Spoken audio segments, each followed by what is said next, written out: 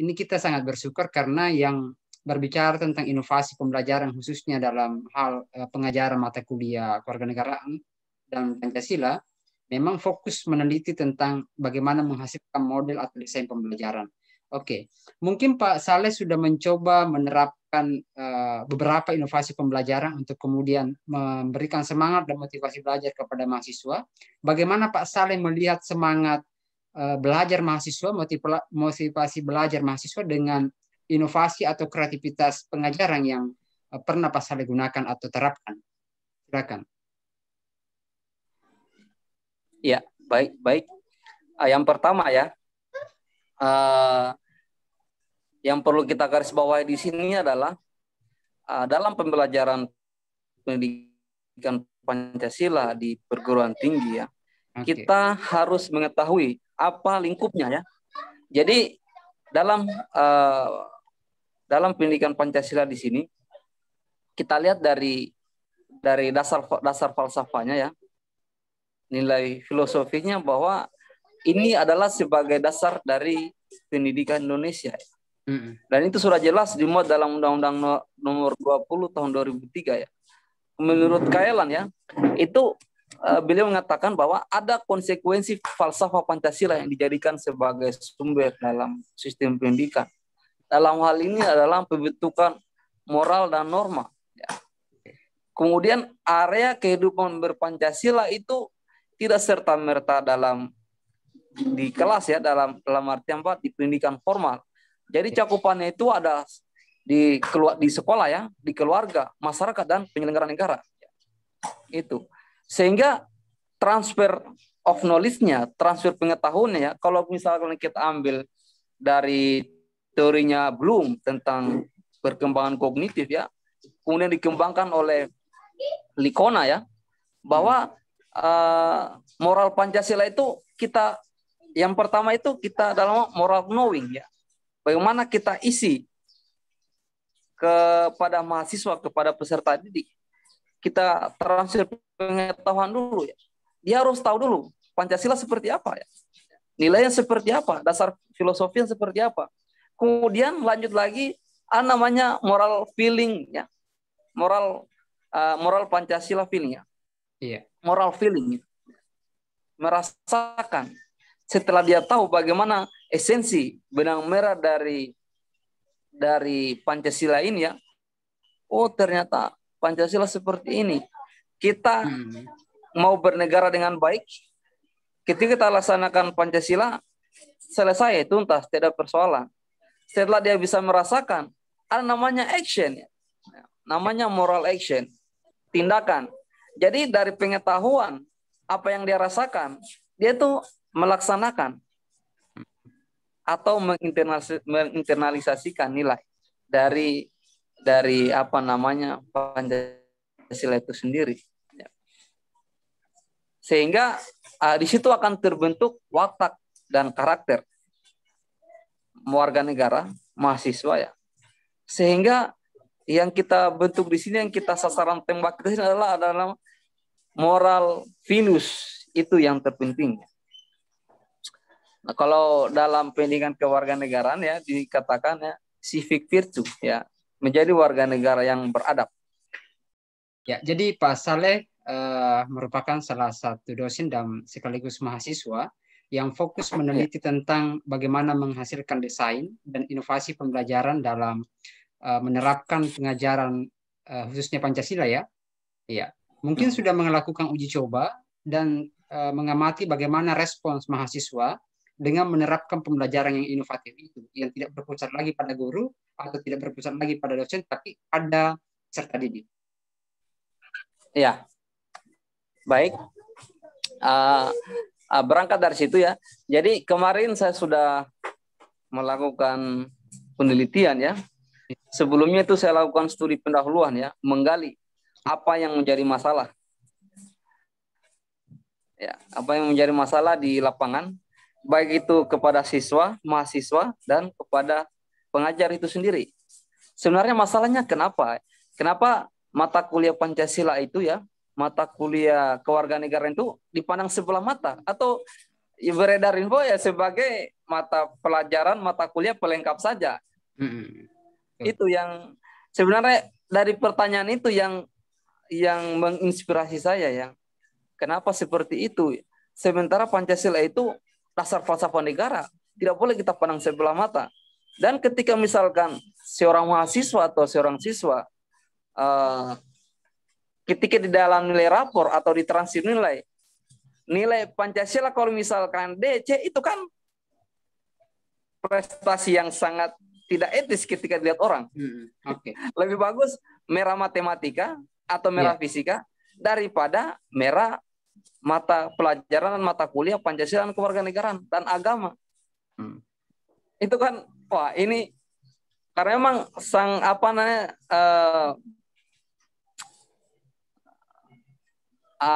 tanggung jawab moral terhadap pelajar itu sangat besar ya.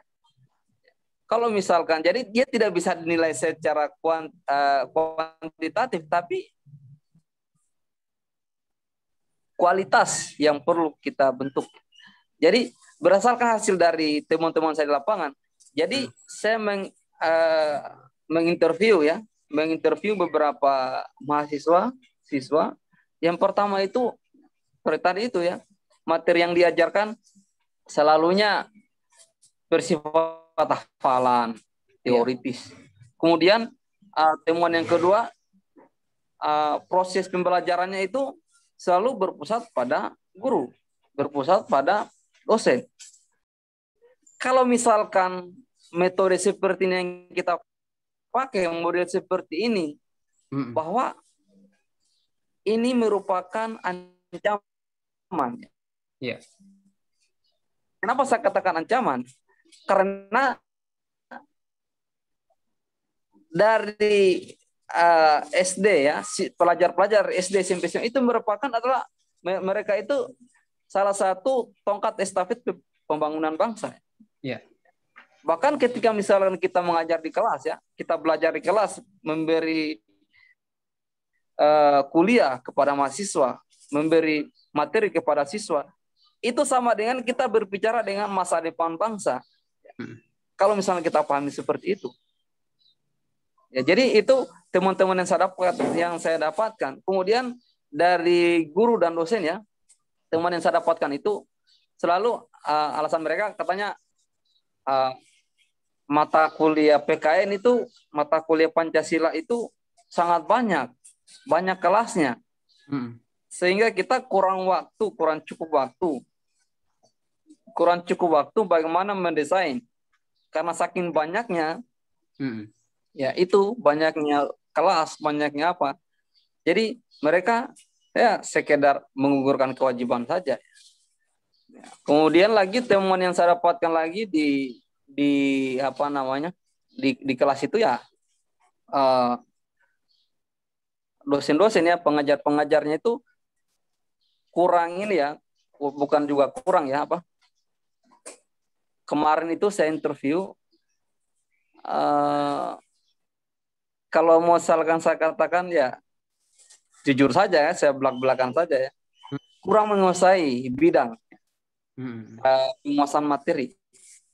Ya, tapi tidak semua, ada beberapa dosen. Mungkin yang pertama satu dari kualifikasi pendidikan.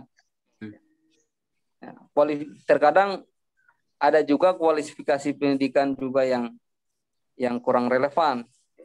Sehingga nilai dan esensi dasar dari mata kuliah itu kurang mereka dapatkan. Baik. Ya, itu sehingga dari teman-teman itu saya mendesain sebuah model pembelajaran ya. Model dan strategi pembelajaran. Jadi saya berangkat dari teori konstruktivisme ya. Saya berangkat dari sini biar enak kita bahas. Saya berangkat dari teori konstruktivisme bahwa siswa dan mahasiswa ya, khususnya peserta didik, bisa mengkonstruk sesuatu ya.